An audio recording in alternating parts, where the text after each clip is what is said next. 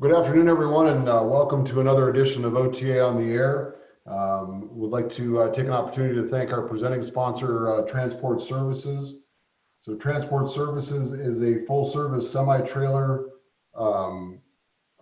dealer with locations in Cleveland and Columbus. Since its inception in 1976, Transport Services has grown to have over 80 employees and continues to expand. Transport Services focuses on bringing their customers value by offering trailer rental, equipment sales of new and used trailers, mobile repair with 30 plus service bays, and a parts distribution service. For more information, please go to www.transportservices.com or contact Brian Brook at 330-573-0401. We're very fortunate today to have two folks with us from the Federal Motor Carrier Safety Administration, Stephen Mccormick, who's the Ohio Division Administrator, and Julia Feltz, who is a Safety Investigator. And they're going to talk about some of the issues impacting us from a regulatory standpoint. And they're going to start off with the hours of service regulation that just was released in the past week or so. So Julie, I'm going to hand it over to you, and I have your first slide up. Thank you so much, Tom. We're just really happy to be here with you guys, and we're planning to do about 15 to 20 minutes of just a PowerPoint slide, and then some question and answer afterwards, as much as Tom allows. So we'll jump right into it, and hopefully this is some good news for everybody. So just like Tom said, this did publish on June 1st, and go ahead and go to slide 2, Tom. Published on June 1st, and there is a 120-day implementation period. So you can start operating under the new rule on September 29th. Some of the new rules are somewhat more flexible, and so, but just remember that you can't use them until September 29th. After that, go ahead. We are covering, the new rules cover 4 different provisions. The short haul exception in 395.1 is changing. Adverse driving conditions was updated a little bit and changed slightly, small change on that. 30-minute break requirement changed a little bit, and then the sleeper berth provision changed a lot. So we're going to go into all of that. All right, go ahead and go to slide 3. So why did the rule change take place? You guys might know this, but there were some petitions by some of the larger, just basically from input from motor carriers, drivers, and also some of the associations, trucking associations, just especially with ELDs, asking for a little more flexibility. And so that was considered, and the advanced notice of proposed rulemaking was put out, and they did have thousands and thousands of comments that were much appreciated, and you guys might have been a part of that. So all of that was taken into consideration. They expect the rule to result in some savings, some cost savings, which is probably welcome news to everybody, and also provide more flexibility. And that was just kind of the main idea of the rules, to provide more flexibility to the industry based on the industry's request. Okay, we can move slides. I kind of covered this already. There were many, many public comments which were taken into consideration. And there were 5 changes that were originally requested, and then 4 that were eventually put out. So we can go on to the next slide. Let's jump right in. This is probably what everybody wants to get to, is understanding what the changes are. Okay, next slide. All right, you guys can get out your pens and notebooks because we're going to start hitting these pretty fast. So the short haul exception, which is in 395.1E1 of the regulation. We're not talking about the non-CDL short haul exception. This is the short haul exception that affects mostly the CDL guys, but also some busing companies as well. Basically, as you know, you might know, CDL carriers and busing companies who use the short haul exception are not required to do a log or an ELD, depending on what they would need. And they're also not required to take a 30-minute break. The new rule extends the maximum driving distance from 100 to 150 air mile radius, which is, if you're taking notes, that's 172.6 statute miles. And then it extends the maximum duty period from 12 to 14 hours. So you would have to leave your home base, your home terminal, and return to your home terminal and be released from work within 14 hours instead of 12. And it just kind of gives an example there where the air mile radius is extended. Okay, go ahead, Tom. You can go to the next slide. Nothing else is changing about the short haul provision. You still, you wouldn't exceed the 14 hours. You need to go off duty within 14 hours. You can't keep working. You have to be released from duty. You got to start and end in the same location. Property carriers, you would have to have at least 10 hours off in between shifts, or passenger carriers 8 hours off. And then you would have to keep a time record, which is in lieu of doing a log, that has your start time, your end time, and your total hours for the day.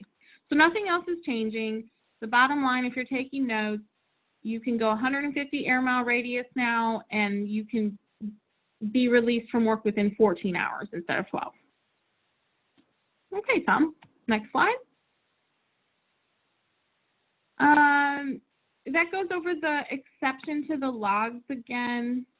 Just remember, you don't have to do a log if you're using the short haul exception, as long as you meet all the requirements. If you don't meet one of those requirements, then you do have to do a log.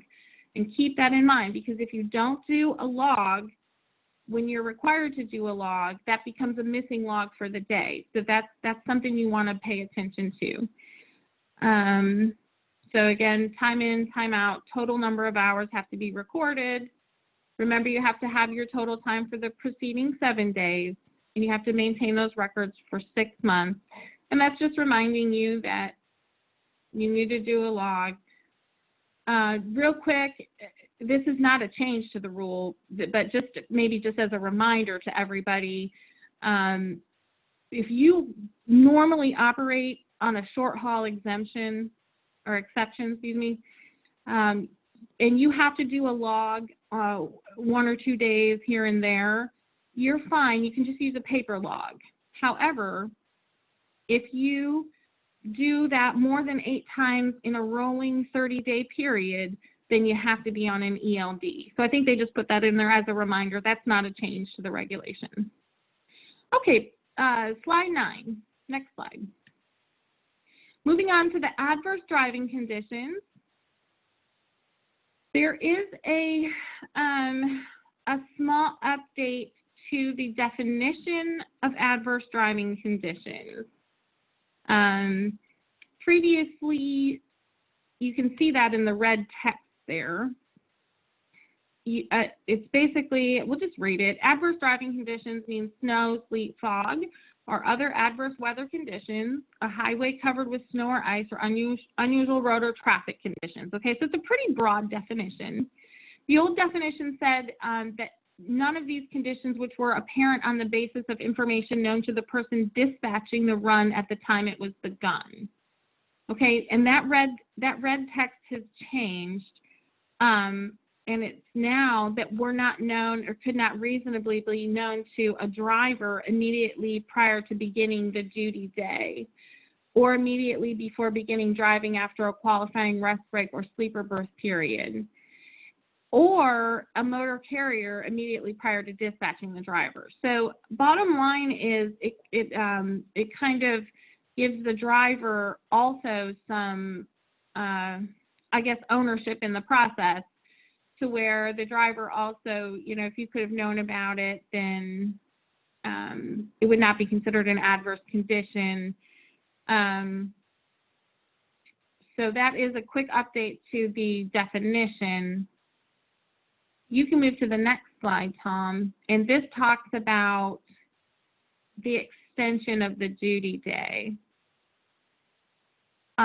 So under the previous rule, drivers were granted an exception to the 10 or 11-hour driving limit, so only the driving time, 10 hours for bus, 11 hours for trucks, when your unforeseeable adverse driving conditions affected your route, okay?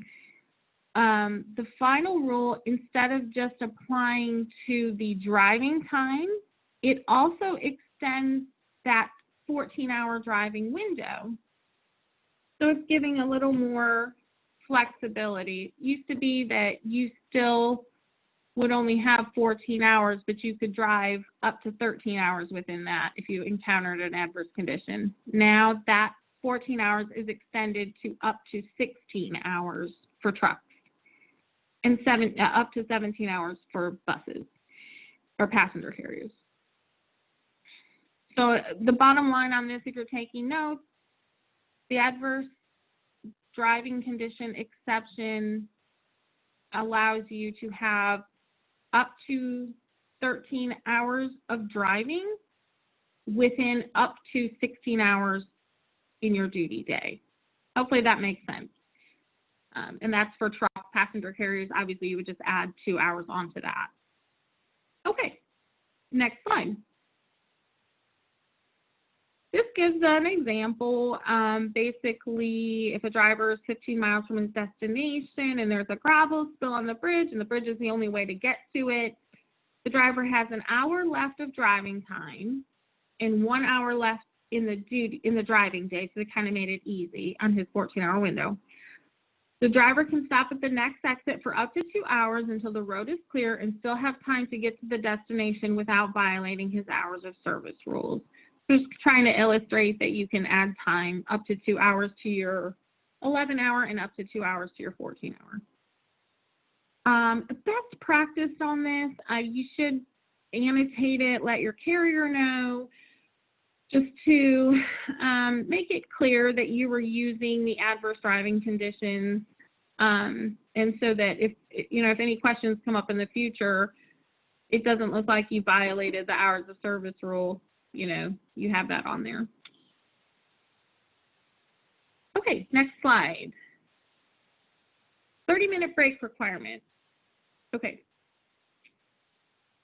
Bottom line for this one, okay, the 30-minute break, when it first came out, it was tied to your on-duty time. So you couldn't be on duty for more than 8 hours without taking a 30-minute break. It is now tied to the driving time. So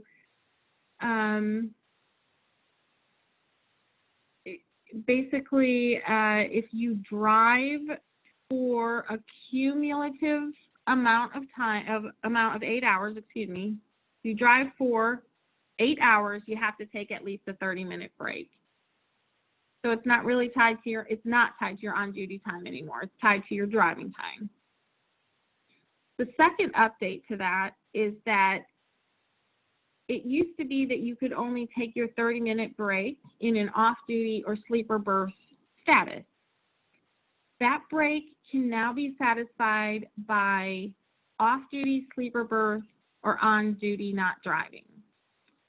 The logic behind that is the research shows that the 30-minute break, the whole idea behind the 30-minute break and what the research is showing is that it's getting you away from your time on task. It's just getting you away from being behind the wheel. And so that can also be done in an on-duty, not driving status. That is kind of a big change. So if you have questions about that, you can ask me later, but it has to be either 30 minutes of that, or it could be a combination of different statuses, as long as that 30 minutes is consecutive. Okay, Tom, go ahead and go to the next slide. I'm on slide 13, and it just shows some examples, very simple examples of, on the right-hand side there, where instead of it having to be necessarily off-duty or sleeper berth, it's also showing that on-duty can also be used as a 30-minute a 30-minute consecutive break from driving time. All right. Next slide. Okay, we're going to jump into the sleeper berth provision. And I anticipate probably a lot of questions coming from this one. We have a very kind of short period of time, so I'm going to go over the basics, and then hopefully you guys will have a chance to play with this and just think through it, look at the regulation, and consider how it would work best for you. And there will be additional guidance and some frequently asked questions and that kind of thing being put out by FMCSA, because this is a very big departure from what the sleeper berth provision is now. And it does allow for a great amount of flexibility. Okay, so let's dive right in. And we're on slide 14. So the new provision allows drivers to split their 10 hours off duty. That should look familiar. As long as one of the off-duty periods is at least 2 hours long. That can be sleeper berth or off-duty. And the other one involves at least 7 consecutive hours in the sleeper berth. When they add together, they have to total at least 10 hours. So that's you've probably heard the buzzwords that, you know, the 8 and 2 and the 7 and 3 is now being allowed. That is absolutely true. So you have to have at least 7 consecutive hours in the sleeper berth, and you compare that with another break somewhere else. As long as those 2 breaks total 10 hours off, or total 10 hours, and as long as not, you know, that other break isn't less than 2 hours. Like, you can't take 9 hours in the sleeper berth and pair that with 1 hour somewhere else. Even though it totals 10, that second break isn't 2 hours long, so that wouldn't work. But you could take 7 hours in the sleeper berth and pair that with a 4-hour off-duty period somewhere else, because that totals at least 10 hours and it meets all the other requirements. Or you could take 9 hours in the sleeper berth and pair that with 2 hours somewhere else. So there's quite a bit of flexibility here. There's minimums, but there's not really a lot of maximums. So you can have a lot of flexibility here. Here's the part that I think everybody is really excited about, the industry is really excited about. The next bullet point says, when you use your pairs together, your qualifying pairs, neither of those periods count against your 14-hour driving window. Okay, so that is a very big departure from what we have right now, because right now, if you take a 8-hour sleeper berth period, that doesn't count against your 14-hour driving window, but that smaller period that you take, that you pair with it, does count against your 14-hour driving window. This is completely different, and it's going to sort of change could potentially give you some flexibility and change the way that you would want to do things. You have to kind of think through this quite a bit. Your shorter period is no longer going to count against your 14. So what this is designed to do is to give the driver, you the carrier, more flexibility in how you want to do things. The one example that everybody brings up is, you know, I get to Chicago, it's rush hour, but because my 14-hour clock is ticking, I'm forced to drive through Chicago during rush hour, during the worst traffic period, when under the old rules, I used to be able just to pull off to the side, my 14-hour clock would stop, and I didn't have to worry about that. I could just get a couple hours, 2 or 3 hours off, and then I could just go through Chicago when it's not so busy. Well, this is designed to let you do that. As long as you have your 7 hours in the sleeper berth at one point, you can pair that with, let's say, 3 hours off somewhere else, and that completely stops your clock. So it's no longer running. And then you would pair that with another, 7 hours somewhere else. Just as long as you make sure that they at least total up to 10 hours and meet all those requirements. Hopefully I'm explaining that well. It's difficult to explain over the phone, but let's go to the next slide, and it gives a simple example of that, a very simplified example.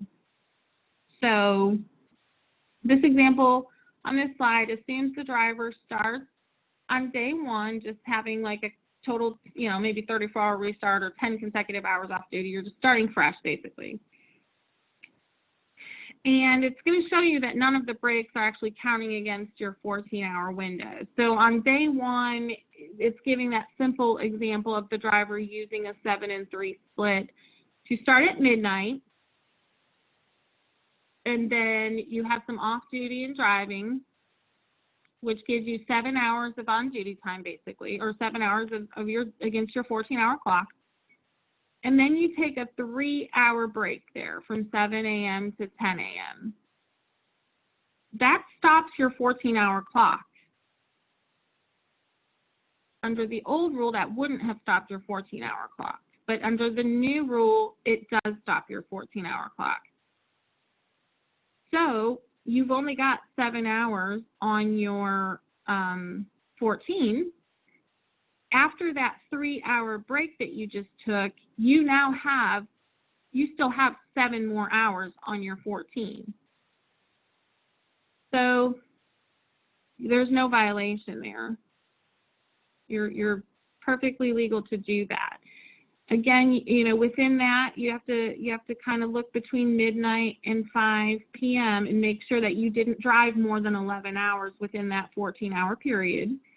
And in this case, the driver had 6 plus 5, so exactly 11, so there's no problem. And there's no problem with the 30-minute break right there. So again, then you would start at 10 a.m. and you can pair that with, you're pairing it with your 7 hours. Remember, you have to have that from 5 to midnight. There's your 7 hours in your sleeper berth. So you start calculating at 10 a.m. and you've got 7 hours there on your 14. Now your sleeper berth period, that 7 consecutive in the sleeper berth, it stops your clock on your 14. So now after that, you still have another 7 hours that you can go.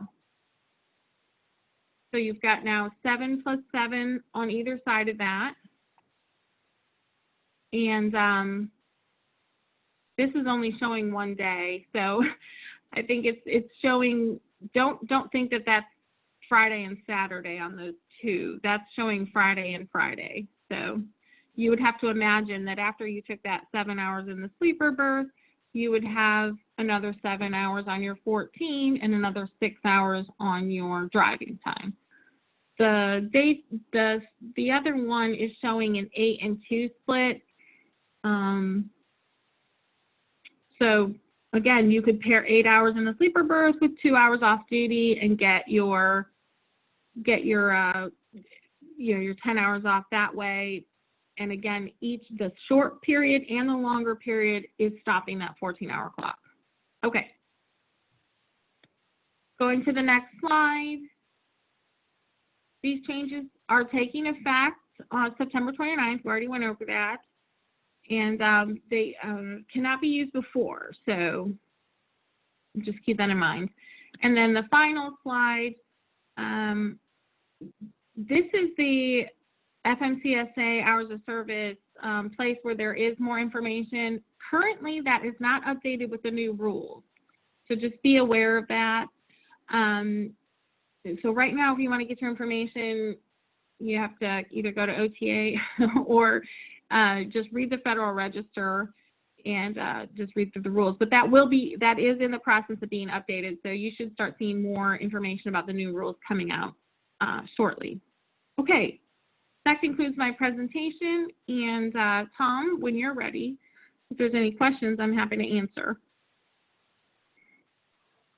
Yeah, so we do have a couple of questions that came in, and I guess one of those is, so with the purposes of the hours of service rule, if they're on duty, not driving, if they're being loaded or unloaded or they're detained, they can use that to satisfy the 30-minute break, correct? That is correct. Okay. The next question is adverse driving condition definition. What is considered immediately prior to dispatching the driver, ? Does this only apply when the driver is first dispatched, when he/she comes on duty, or every time the driver is dispatched a new load throughout his or her shift? That's a really good question. Ultimately, the answer is going to be prior to dispatching a new load.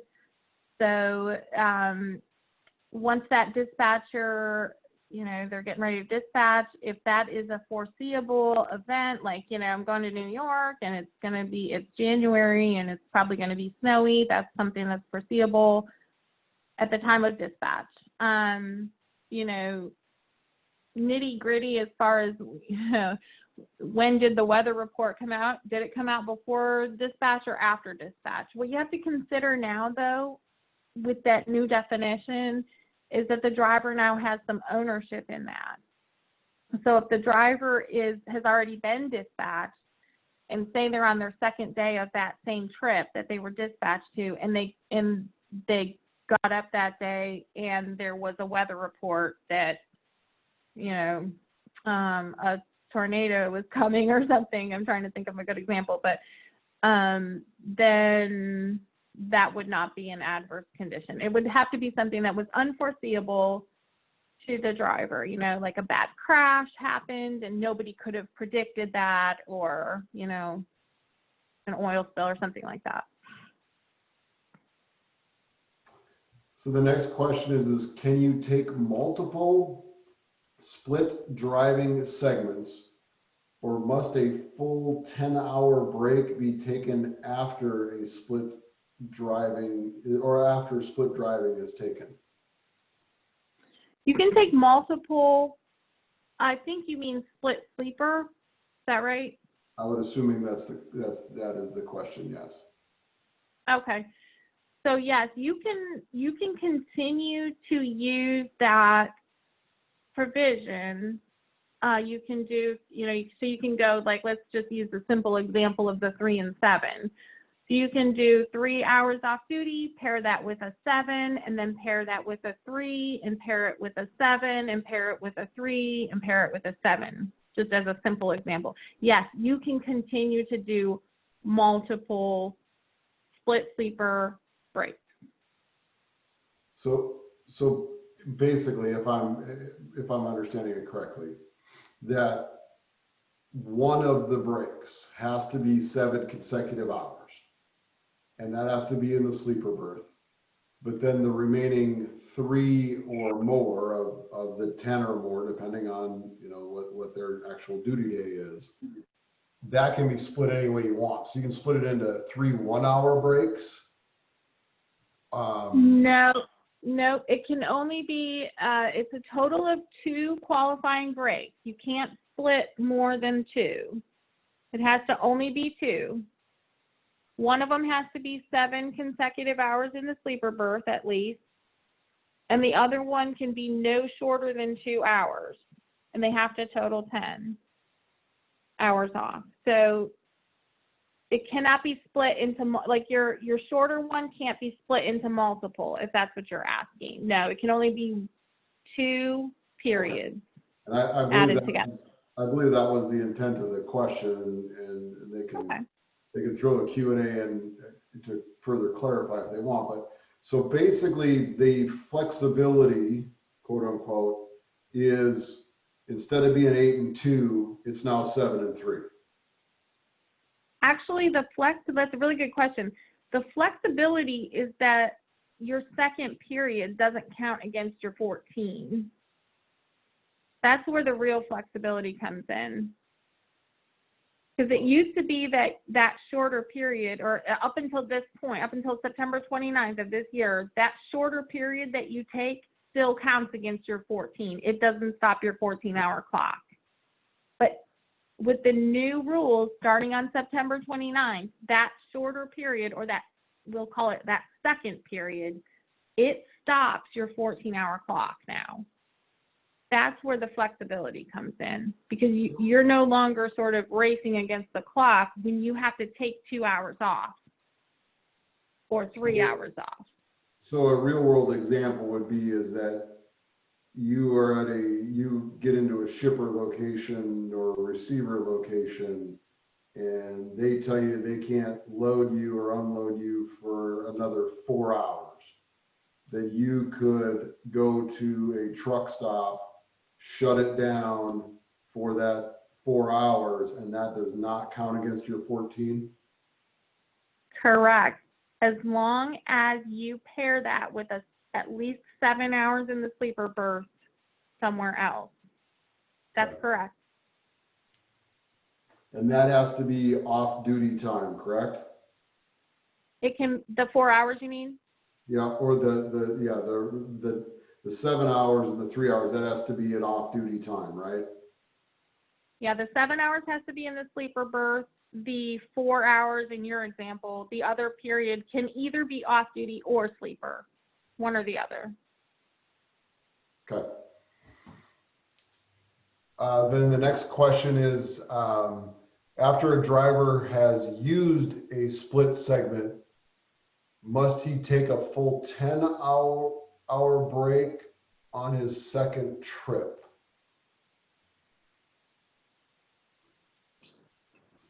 I believe the answer to that is no, that they have to just take a 7 hour. Yeah, I think if I understand the question, if I understand, and I apologize if I'm getting this wrong, clarify for me, but if I'm understanding, like, let's say the driver gets dispatched on a trip and he uses the split sleeper qualifying pair, and then he gets dispatched from there to go pick up his next load, he can still use split sleeper. He can use that as long as he wants. He doesn't have to take a 10-hour break after.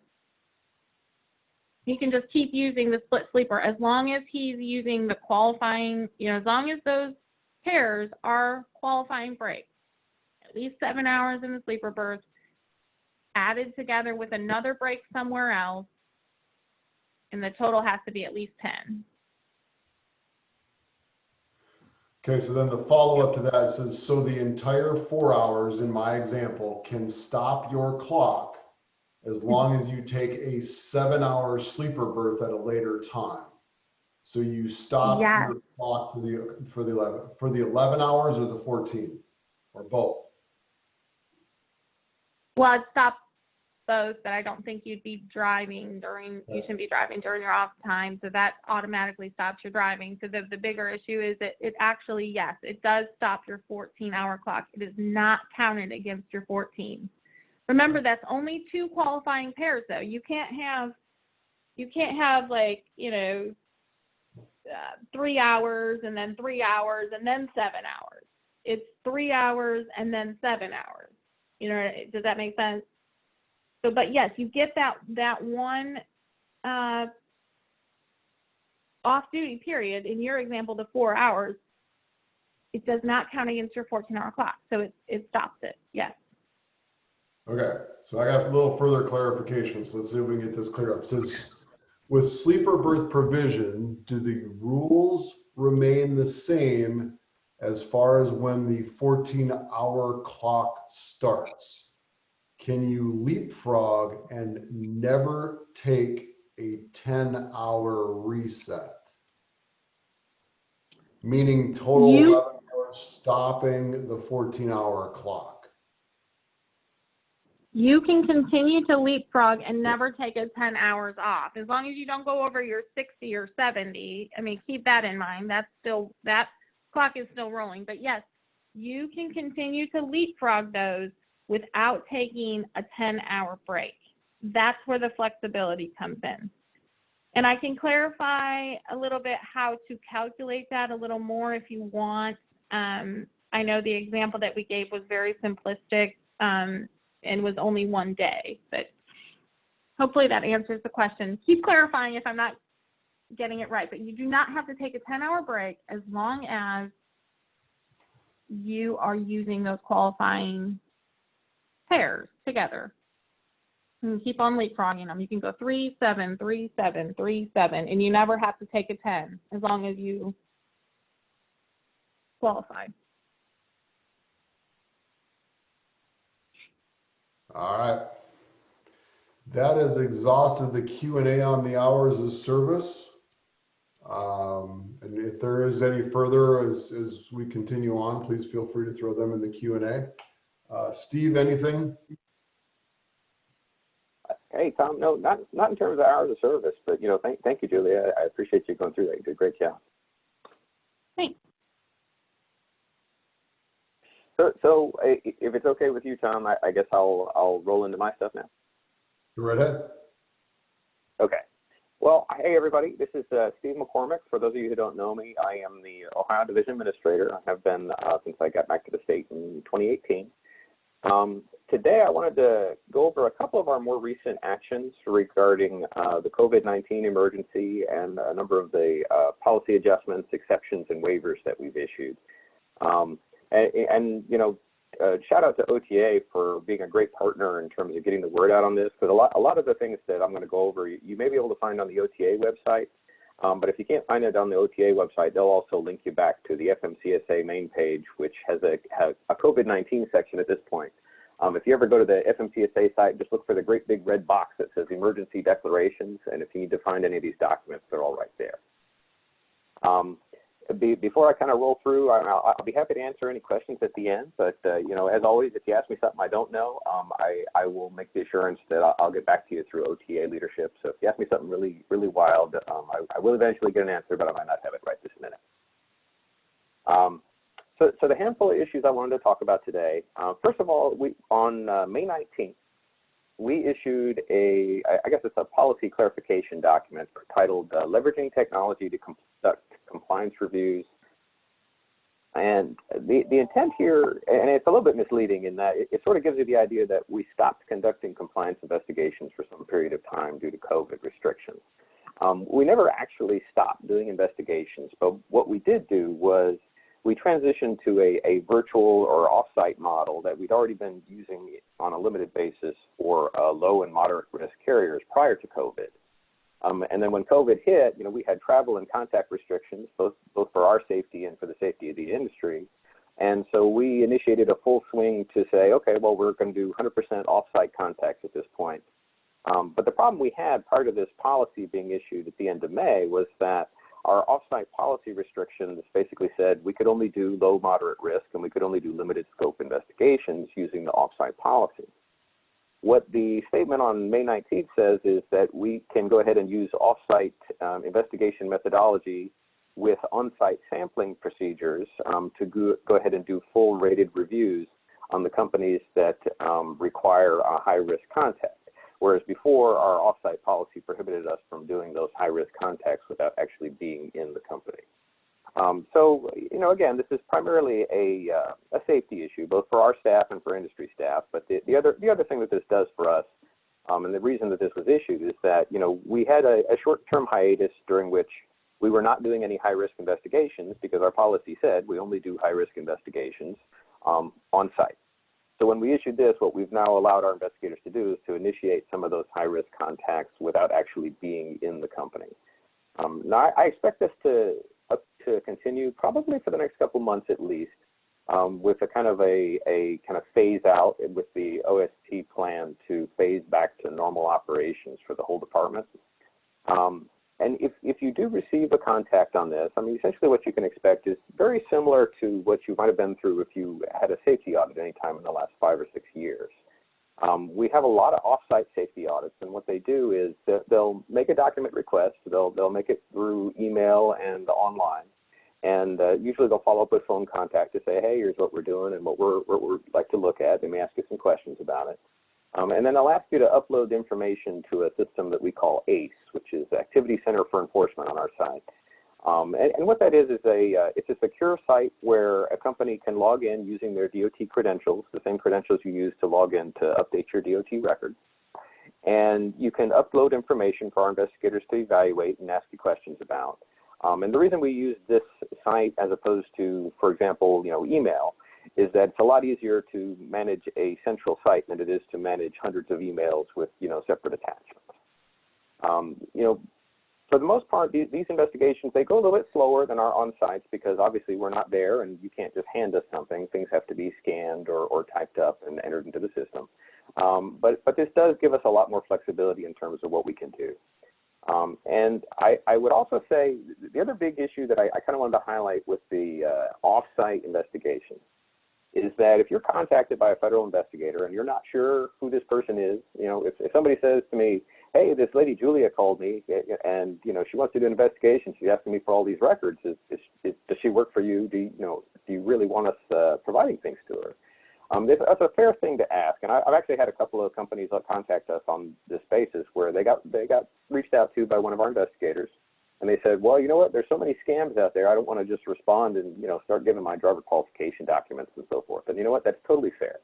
So I would suggest you do one of two things if this happens. If you get contacted and you're not sure because you haven't dealt with this person before, either send me an email or send an email to my office. The office email that we have is mcohOFF@dot.gov. And same if you're contacted by a PUCO investigator and you're unsure, I mean, you can always contact the PUCO supervisor. If you're unsure how to get a hold of PUCO, you can always contact us as well. But I expect the off-site methodology to continue for some time, even well beyond COVID, because we've been using it for a lot of short-term or limited scope investigations. For example, if we had a complaint about one issue, we might initiate an off-site contact as opposed to go ahead and doing a full on-site review, because it's a lot easier on you on the industry side, and it's a lot easier on us on the investigation side because we can close an inquiry in a much faster time frame, and we don't have to travel halfway across the state in many instances. So that's the leveraging technology piece, and as I said, you can find that on the website. The other two that I want to talk about are, first of all, we issued a statement called a pre-employment testing waiver. And this is another one where it's a little misleading in the way they phrased the title. What this does is it addresses an issue that a lot of companies across the country have had because of COVID, where we had a little bit of an economic downturn and companies had to temporarily lay off or furlough some of their drivers. Well, after a temporary layoff, if you have a driver who is off, he's a CDL operator and requires drug testing, if they're off for more than 30 days, the rules as they currently exist require that you then have that driver drug tested again when they come back to work for you. What we're doing with the pre-employment testing waiver that was issued on June 5th is we're saying, okay, well, between the period of June 5th and September 30th, if you're in that category and you furloughed a bunch of drivers and they were gone for more than 30 days, but they did work for you before and they were in your random drug testing program and they were in the program either for a year or within 6 months and they had some test within that 6 months, then we're not going to ask that you re-employment test them again as long as they weren't gone for more than 90 days. So really what we're doing is we're taking that pre-employment testing exception that was already in 382-301 and we're expanding it from 30 to 90 days. The difference between the 30-day exception that's in the regs and the 90-day exception that's in the waiver is that, first of all, the carrier still has to be able to document that, that they meet all the terms of the exception, but they also are going to have to document that they did a new pre-employment query under the Drug and Alcohol Clearinghouse when that driver comes back. And they're going to have to document that they did an employment query to determine, did they work for somebody else while they were off work for you? The reason being is, if you have a driver who's gone for, 60 to 90 days, and they worked for someone else in the interim, if they worked as a CDL operator, they were subject to drug and alcohol testing rules and DOT safety rules. So you want to find out what happened in the interim and whether or not there might be a violation for you to be concerned with. The other thing that the waiver does is it asks that, for drivers who are hired back under the terms of the pre-employment testing waiver, that crashes be reported to FMCSA at the division office level so that we can assess kind of the safety impact of using this exception over time. So that's the pre-employment testing waiver. I know that was kind of a lot all at once. Tom, did you have something you wanted to throw in there? I do not. Okay. So the last piece that I wanted to go over that again you will find on our website is that this week we issued our third extension of the COVID-19 emergency declaration issued by FMCSA. And, this one has been kind of a historic emergency declaration for us in that it's probably the broadest scope declaration that we've ever done. But what we've done with the third extension that was not done with the first and second is that we've reduced the scope of the declaration. So, for example, previously, if you looked at, what was the declaration limited to, there was a very, very broad and very inclusive set of types of operation that could be included within the COVID-19 declaration. But we've limited that now in the new extension to just 3 categories. And those 3 categories are livestock and livestock feed, number 2, medical supplies and equipment related to testing and treatment of COVID, and then number 3, supplies and equipment necessarily for community safety, sanitation, and prevention of COVID, such as mask, gloves, hand sanitizer, soap, disinfectants, things like that. And previously, for anybody who might have been using this, you'll note that we originally said this included food and grocery type commodities, fuel, and precursor manufacturing materials, all of which have now been excluded from the declaration. The reason being is because across the country, many communities are trying to normalize again, and the rate at which we had grocery stores that didn't have toilet paper and things like that has gone way down. So they're trying to scale back to some sorts of normalcy, both within the scope of the declaration, consistent with what communities are doing. The important things to remember about the declaration is if you are going to provide emergency service, you have to be providing direct assistance in support of relief, and it has to be directly within one of the categories that are identified. And direct assistance, the short way to explain it is just, direct assistance is you're making a trip that is only occurring because of the emergency. You're not just doing business as usual and you didn't happen to be, a grocery hauler who was also handling, gloves and hand sanitizer and soap because they were part of grocery shipments. That's just business as usual. But if you have extra shipments that were created to directly deal with the COVID-19 reaction, then that is direct assistance in support of relief, and it can be accepted from the reg. The other important thing to remember about the emergency declaration is that the exclusions are not total, meaning there are still portions of the regulations that do apply. Importantly, state and local laws apply. Fatigue rules apply, meaning if you have a driver who's tired, you cannot put them behind the wheel. Texting and cell phone prohibitions specifically apply. And then crashes that are occurring under exempt transportation are required to be reported to the agency at the division level. And the reason being is similar to what I said with the pre-employment testing waiver, where the agency needs some way to measure what was the impact of us issuing this emergency declaration and allowing companies to operate under exempt transport. They want to know how many crashes occur, on exempt trips. Okay, and I think that pretty much covers the COVID-19 emergency declaration. And I will say, if you have questions about this because it's something that affects your operation, feel free to give us a call. I'll provide, in addition to my email, the office phone number, because anybody on my staff should be able to work through, whatever the specific issues are applicable to your operation. And then finally, I just wanted to put a word out. regarding the entry-level driver training training provider registry website, which was just launched this last Friday, if I remember correctly. And I will provide that TPR website to Tom so he can distribute. But the big deal here is we're doing with the ELDT website the same thing that we did with the Drug and Alcohol Clearinghouse, which was it's been set up well in advance of the effective date of the rule, which at this point is February of 2022. And what we're set up to do is to provide a subscription service to anybody who's interested in receiving updates about the rule, about the training provider registry, about the entry-level driver training regulations, and so forth. So if you're interested, if you go to the website, which is tpr.fmcsa.dot.gov, you can actually subscribe to receive updates to what's going on in terms of the training provider registry. It will let you know when you're able to register if you want to be a training provider. And it'll let you know about changes and release dates for different functionality. So that pretty much wraps up the 4 or 5 things here that I really wanted to talk about this morning.